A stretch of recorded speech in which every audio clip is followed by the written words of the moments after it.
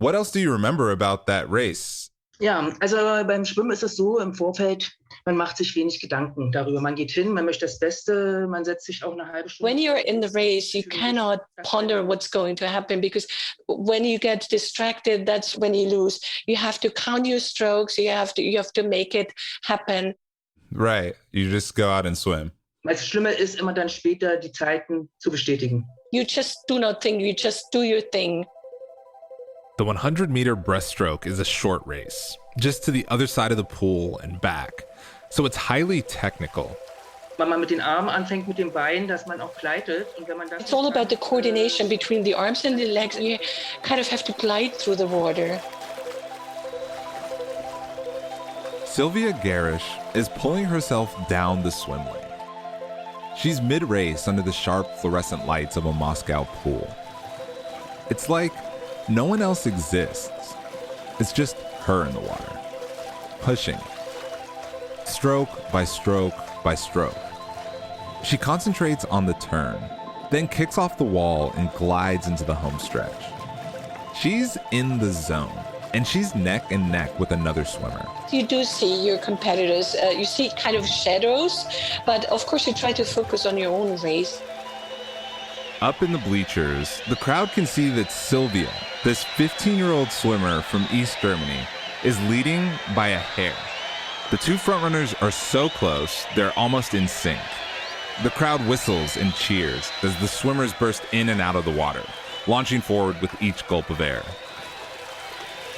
It's the final stretch.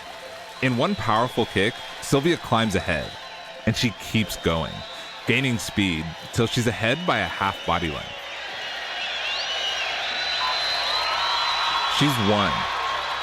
But in the adrenaline rush, she doesn't realize that she's done more than that. When you arrive at the end, and you just hear it. You hear it when you climb out of the pool, when everybody comes up to you and congratulates you. She set a new world record for the 100-meter breaststroke. Only during the award ceremony, and then you really figure out what time you swam.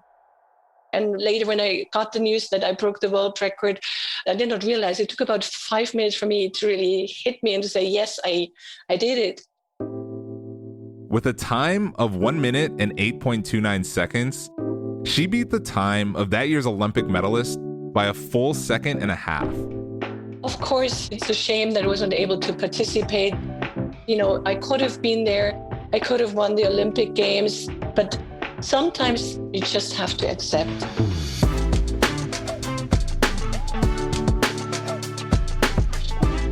I'm Kareem Maddox, and this is The Greatness. The Olympics aren't supposed to be about competition between countries. They're supposed to be about human potential. But if you've ever watched the Olympics, you know it's a different story. Countries care a lot about how many medals they rack up, especially gold medals. Coming in first in the medals race looks good, both internationally and at home. That means Olympians are never just competing for themselves. They're competing for their country, and they're expected to be proud of it. But at 15, Sylvia Gerasch was an incredibly talented swimmer, and also just a kid. At that age, you do not really think about politics. If anybody tells me they would think about it, I don't think so. She didn't really understand what she was signing up for when she started swimming for the East German team. Der Sport hat mir Spaß gemacht und den Sport immer als das schönste Hobby. Swimming to me was always, the most wonderful hobby. Well, you're world class in a hobby. That's pretty special. Danke, aber ich kenne viele. Of course, when you have a certain success, you have to meet them in public, and the government invites you, but that doesn't necessarily mean that you agree with the political decisions they make. Yeah. What does it mean to be an Olympian without being a patriot? When you're not proud of your country, should you still make that country proud? The Soviet Union must pay a concrete price for their aggression. The 1980 Games were set to take place in Moscow. It was the height of the Cold War. While this invasion continues, we and the other nations of the world cannot conduct business as usual with the Soviet Union. Tensions between America and the USSR were about to change the Olympics. 4 months before the Games, President Jimmy Carter called a press conference. I have notified the Olympic Committee that with Soviet invading forces in Afghanistan, neither the American people nor I will support sending an Olympic team to Moscow. The athletes went to the White House to negotiate this with the president, to tell Mr. Carter, you're not going to do this to us. You can play politics, but you're not going to take politics into the athletic arena. He said, not only are you not going, but I'm going to have the FBI confiscate your passports so you can't leave the country. Dr. Stephen Ungerleider has written about sports during the Cold War. He says the U.S. withdrawal from the 1980 Games had a domino effect on democratic nations around the world. 34 other countries joined forces with the U.S. So that led to pretty much an empty house in Moscow. A lot of top athletes didn't go to the Games that year, so the East German and Russian teams swept most of the medals. Now fast forward to 1984. The Summer Games are in Los Angeles, and the Russian government retaliates with a boycott of its own. In East Germany tonight, there are reports of deep disappointment over the withdrawal from the Olympics. The East German government reportedly made the decision reluctantly, but felt it had to go along with the Soviet Union. Which meant another round of talented athletes wouldn't compete at the highest level, including Sylvia. But the Soviet Union wanted a chance to show the world what its athletes could do. So it hosted a new international sports competition the same summer as the Olympics.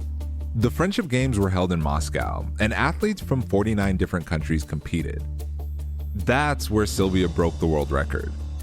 She swam more than a second faster than that year's Olympic gold medalist. So that gold medal should have been hers.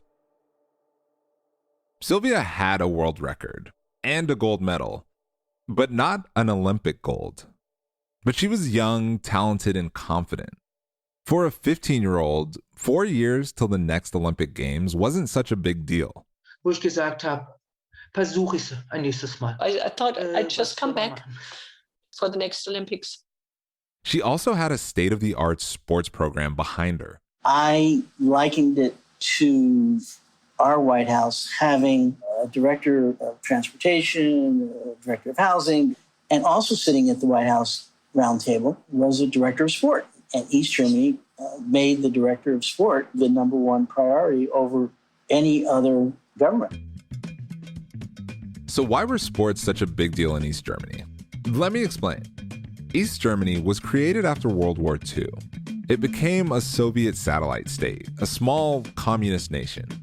By the 80s, it had technically been independent for 30 years, but the USSR still controlled a lot. You didn't have an ambassador. You didn't have a Federal Trade Commission. You didn't have a stock market where they could participate on the world stage. East Germany wasn't financially independent, and it wasn't really politically independent.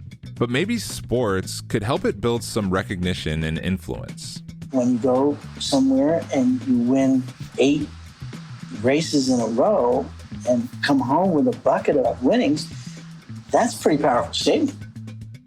The more medals, the better. So East Germany focused on events that other countries weren't investing in, like women's events, and sports where there were lots of medals to be won.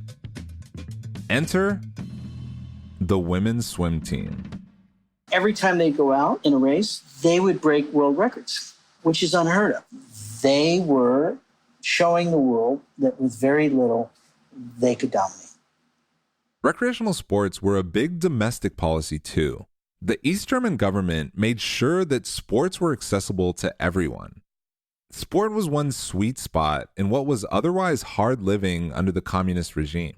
There was a lot of struggle just to get by. People did not have money. They had tiny apartments, often with no heat. Food was rationed. Nobody to speak of had a car unless you were higher up in the Communist Party. And you couldn't just leave the country if you wanted to. The Berlin Wall was a highly militarized border designed to keep the democratic West out and the East Germans in. A lot of folks tried to breach the wall and were shot, murdered.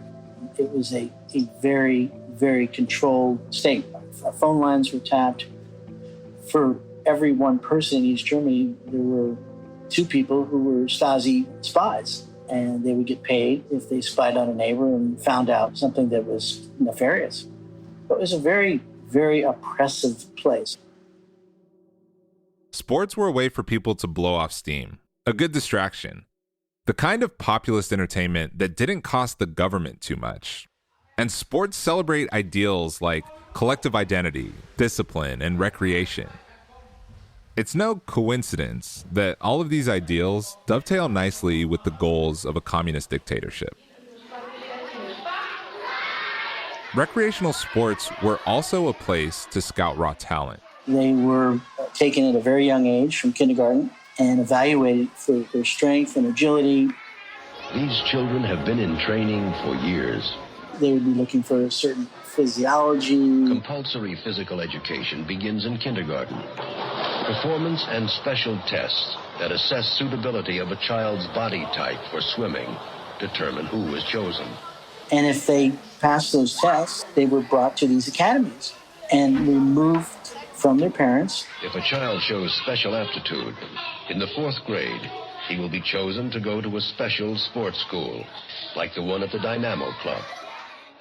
The SC Dynamo Club in Berlin was where Sylvia was sent to live and train when she was 12. Ja, ich denke schon, dass ich ein kleines Wunderkind war. I have to admit, I think I'm kind of a prodigy, really, it takes the talent, it takes, a good position in the water needs to like you, you have to have good technique, and also you have to have the psychological setup for it. Dynamo was East Germany's top swim club.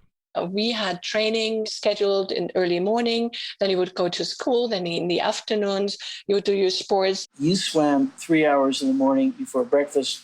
You did a little study, had lessons in emotional toughness. Stephen Ungerleider visited aquatic centers around the world as part of his research, and Dynamo stood out from the rest. This place was creepy. It was physically dark. I had windows, but not well lit. You think with all the money and the prestige, they would have put a plant or a flower or spruced it up a little bit. But every detail of the training program at SC Dynamo was so calculated, it's possible even the bad lighting was intentional.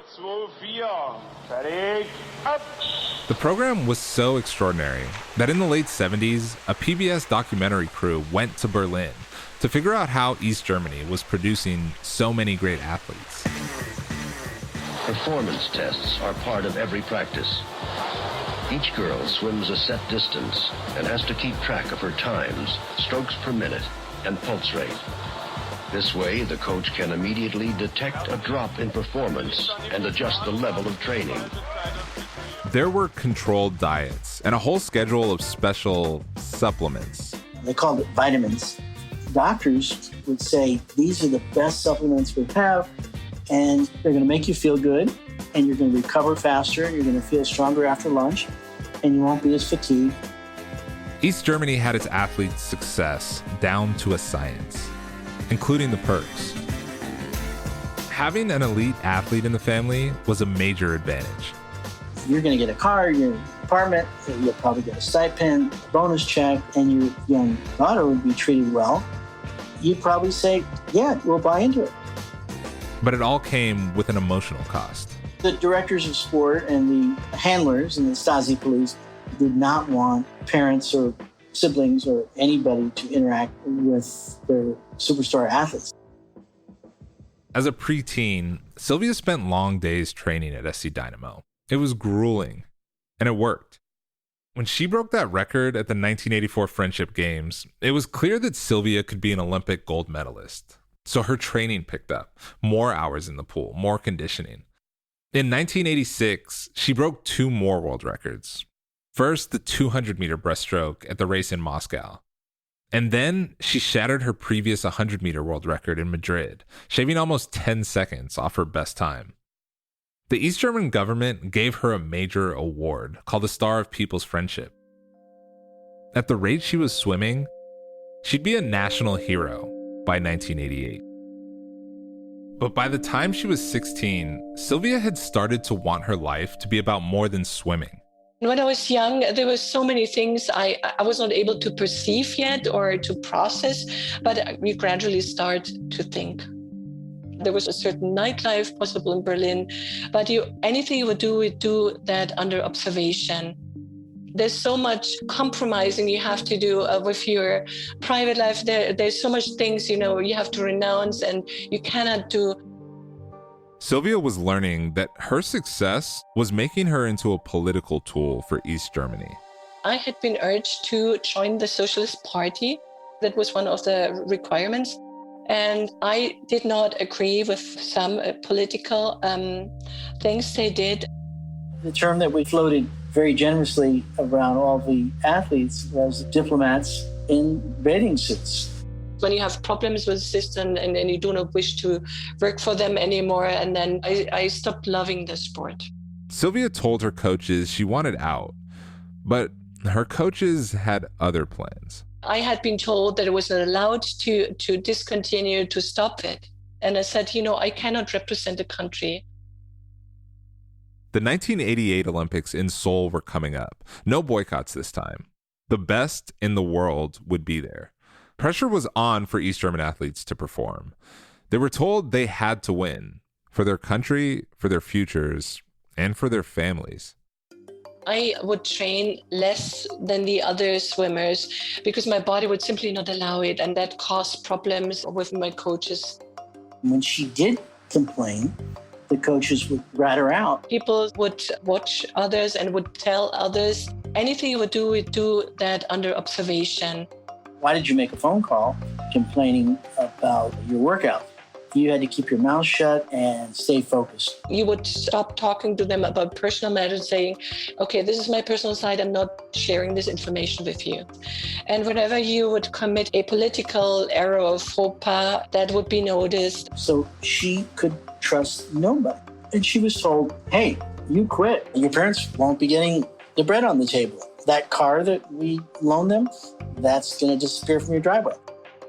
We traveled abroad quite a bit, and they would always fear that we would stay abroad and not return. People would show up and say, we hear that you're not happy with the system and you want to leave. Sylvia, that's not an option.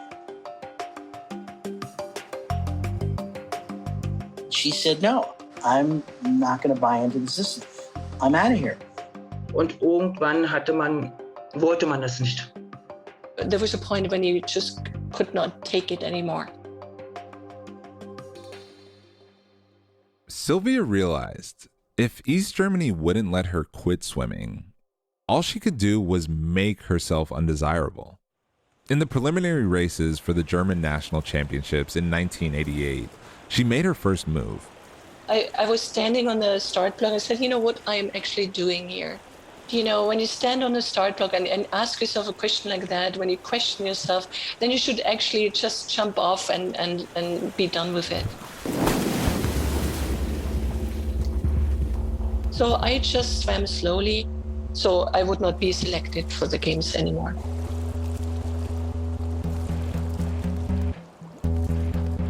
Sylvia is at the height of her powers. She's a world-class swimmer, breaking records left, right, and center. She has a whole career ahead of her, and probably a real shot at the 88 games. But on some level, I get it. Competitive sports require so much of you, and when you add the specific intensity of the East German system, a normal-ish life sounds appealing. For Sylvia, East German politics left her with no choice but to sabotage the race, to swim slow, and to throw away all that training and her sports dreams in a way that most athletes never have to. I imagine it was difficult because you were a competitor for so long that you always want to win, to lose a race, and especially on purpose, that's not an easy decision. Ja, danke. Aber es ist so, ich meine, eben beim Schwimmen ist es eben Einzelsportarten. I think this is the difference between the individual sports and team sports. You would never, get to that point in a team sport. If you play in a basketball team, you would not do that to your team, because you would drop out immediately and say, I'm not going to play today. But as an individual, you take the decision for yourself. Right, but you are a member of your country's team in a way, right? Ja, aber dann nicht mehr. Also damit bin ich ja raus aus dem Nationalteam, weil ich bin ja zu Olympia nicht gestartet. Yeah, but this was the point when I really actually left the national team. I know it's difficult to relate, but you really have to have lived in this time. And I just saw that it's not working anymore. Sylvia swam badly all through 1988. By the time Olympic qualifiers came around, the East German Swimming Federation deemed her psychologically unable to compete. I left the team. I was actually happy.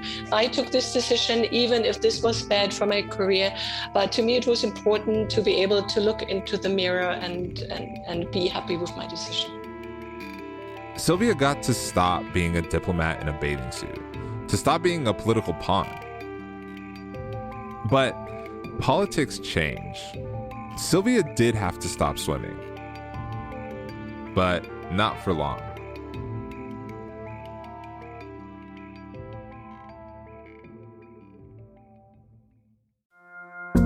Hi, my name's Ben Lewis, host of the new series Art Bust, Scandalous Stories of the Art World. I'll explore some of the most shocking art crimes and biggest scandals. I know it's a cliche, but it's a cliche because it's true. There's no honor among thieves. I would like the European and Western countries, including the United States, to recognize their crimes. It's about murder in the name of art. Tune into Art Bust, Scandalous Stories of the Art World, an Antica and USG audio production, available wherever you get your podcasts.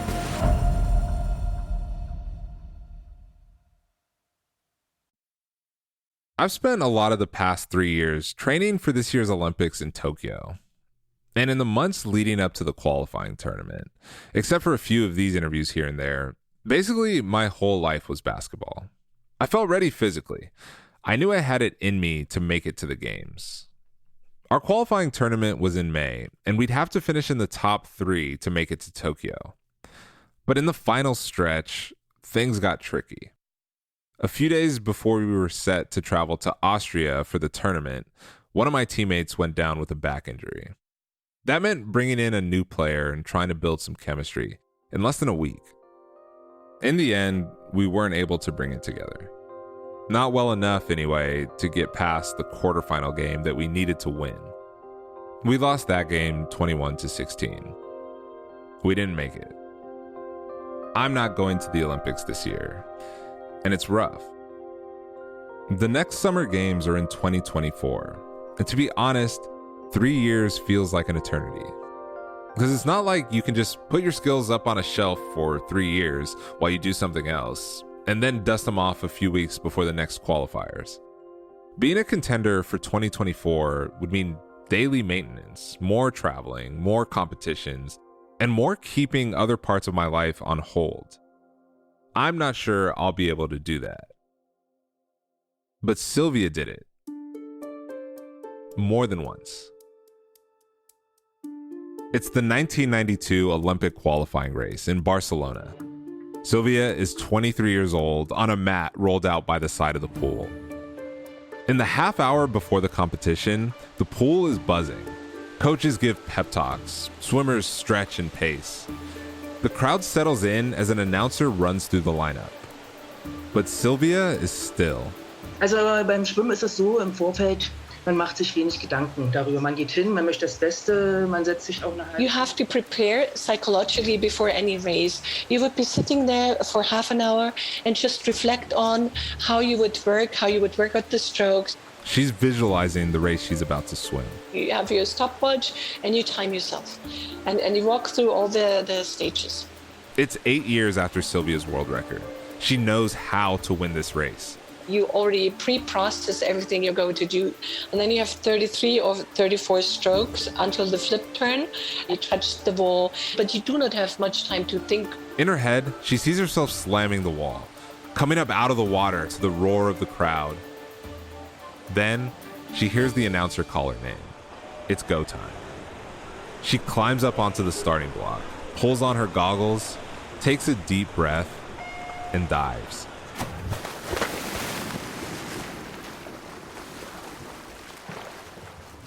Sylvia is swimming again, but this time it's for a different Germany than the one she walked away from 4 years earlier. In 1989, the Cold War reached a breaking point. After 40 years of communist rule, protesters toppled the Berlin Wall. Germany could finally become one country again. For East German athletes, a unified Germany meant sports would no longer be a national priority. But a lot of athletes were so burnt out from the pressures of competing for East Germany that they just left sports entirely. They were just exhausted from all the hardships of the East system.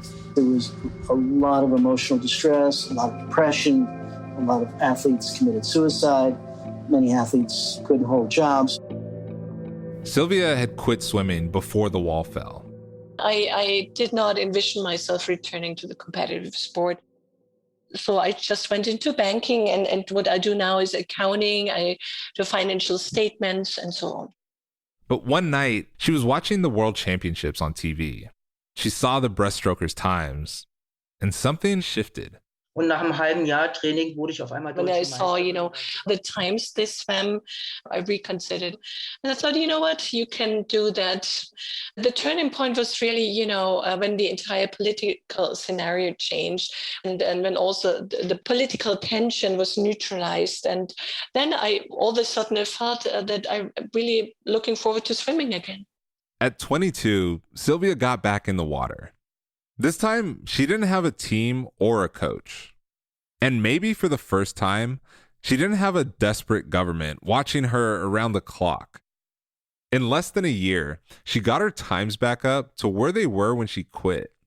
And soon enough, Sylvia was on a new team, the German national team. At that year's European Sprint Swimming Championships, she won the bronze medal. When it's time to qualify for the 92 Olympics, Sylvia is ready. When the whistle blows, how do I dive in? Swimmers from East and West Germany stand together on the block.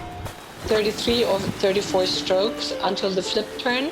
The results of this race determine who will represent Germany on the unified team. You touch the wall.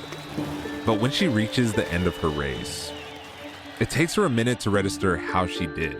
I barely missed the nomination for the Olympic Games. She misses the qualifying time by 0.003 seconds. Of course, I was heartbroken, and that was, some tears, because we just had one competition for the nomination, and there was a lot of pressure on us, and you really had to have your psychological mindset all set to win that.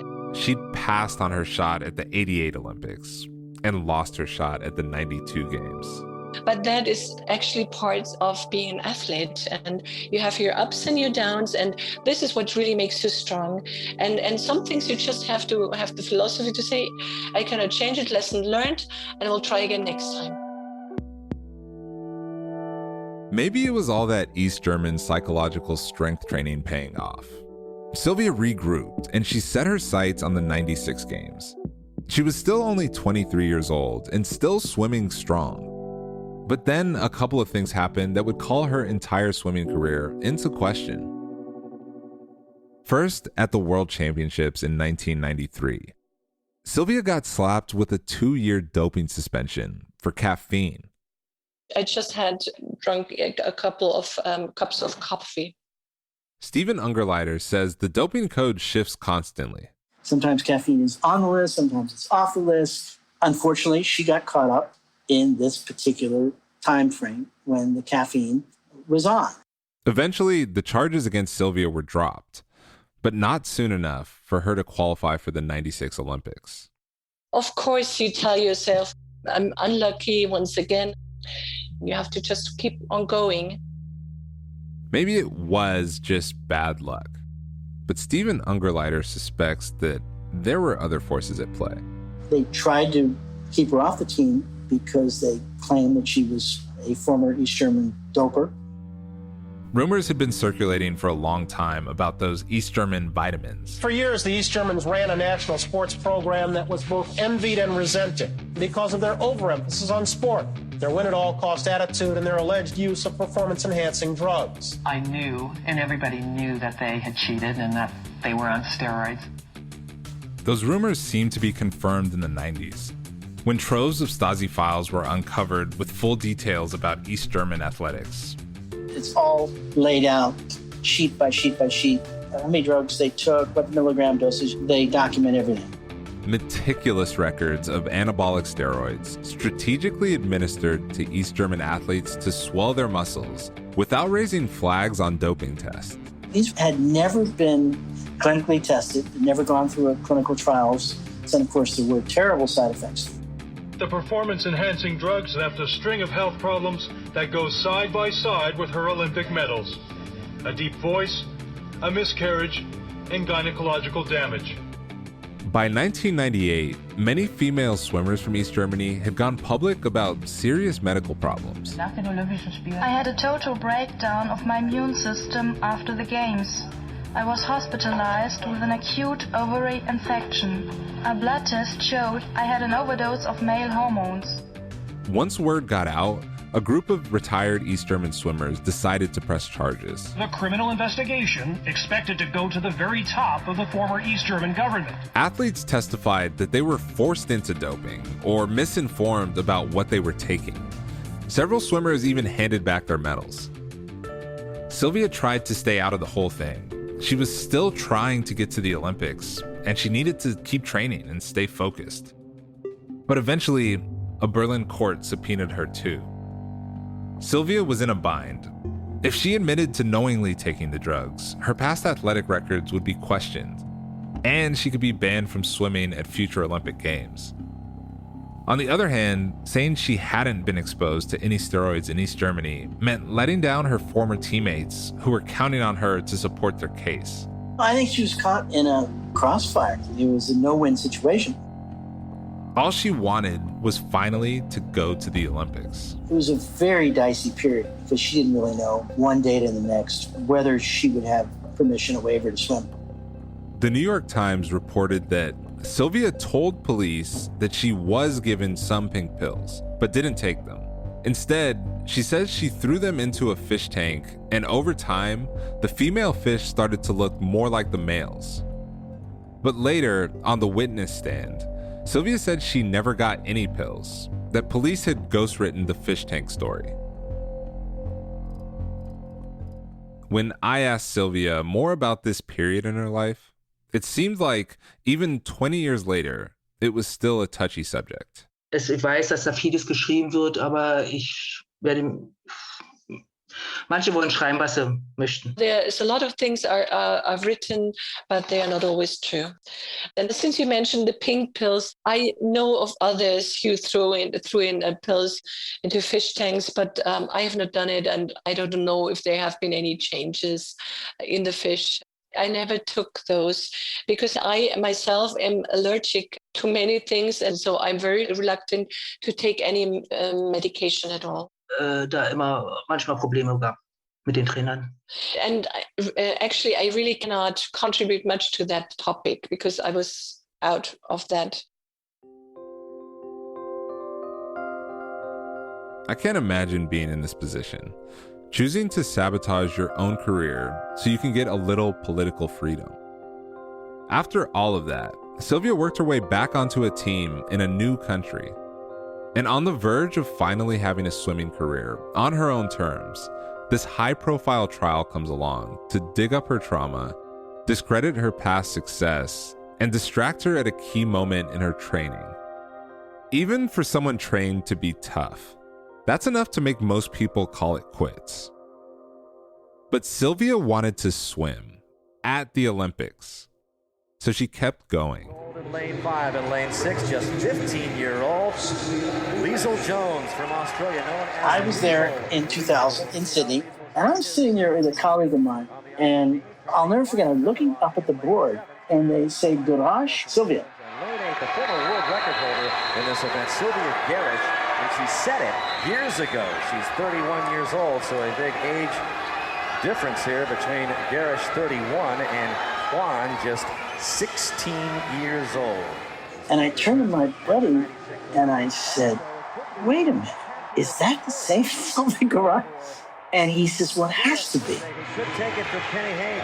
It's the 100-meter women's breaststroke final, and the racers mount their blocks. Sylvia puts on her goggles. She dives in. One in lane 5, just above her is Purvey in lane 4 from South Africa. And going out early very quickly. How could it be that she made it to the Sydney Olympics? Leading into these games, but had a slew of world records that she set last year.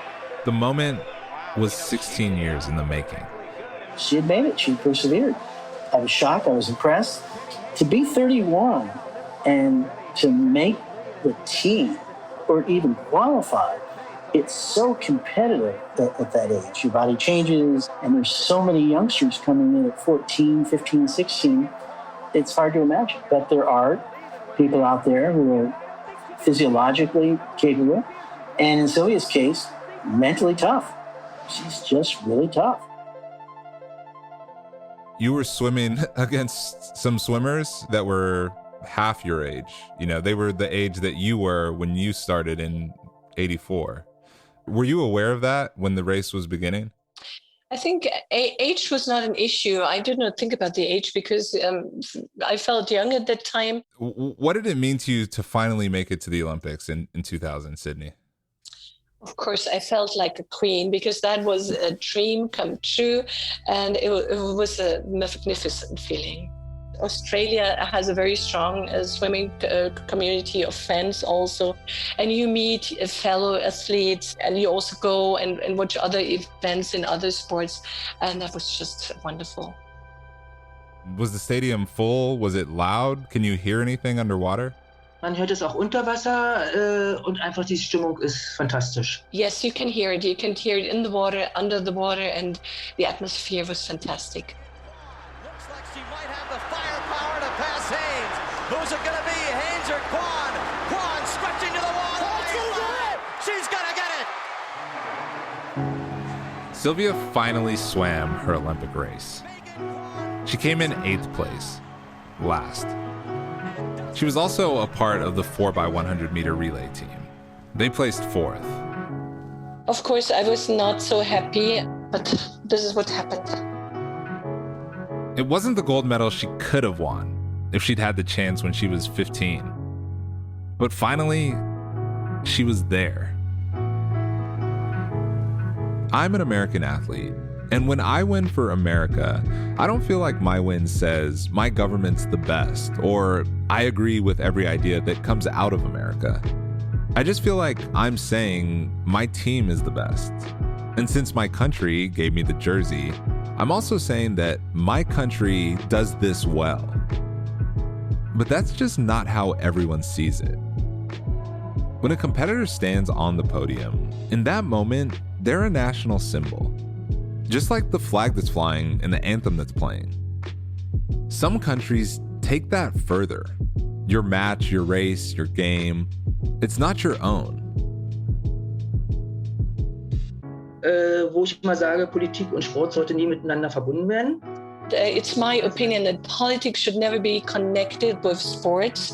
Sports should be disconnected from prejudice, and we should come back to the Olympic idea of the sports itself. When she finally made it to the games, Sylvia was swimming for herself.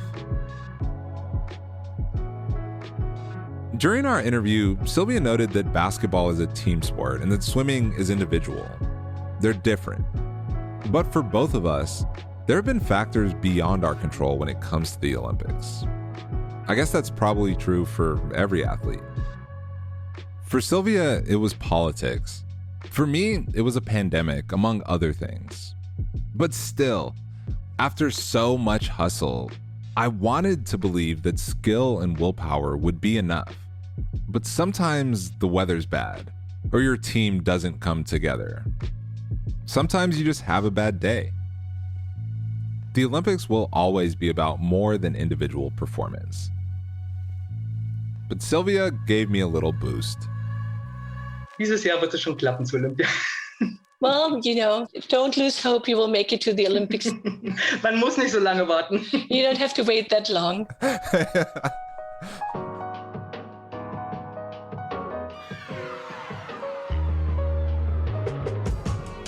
This episode was produced by Jess Shane, with production support from Mitchell Johnson, Alex Sujong Laughlin, Greta Weber, and Lacey Roberts. Barbara Larum was our German interpreter. We also had production assistance from Debbie Daughtry. Our executive editor is Sara Nix. Executive producing by me, Kareem Maddox, along with Greta Cohn, Josh Bloch, and Jessica Grimshaw. Sound design by Alex Overington. Jasmine Flott is our music supervisor. This is a USG Audio Podcast in collaboration with Transmitter Media. For more information, go to our website, usgaudio.com.